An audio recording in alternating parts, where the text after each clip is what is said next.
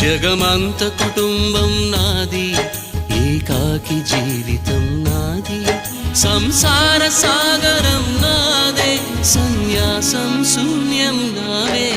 జగమంత కుటుంబం నాది, ఏకాకి జీవితం నాది.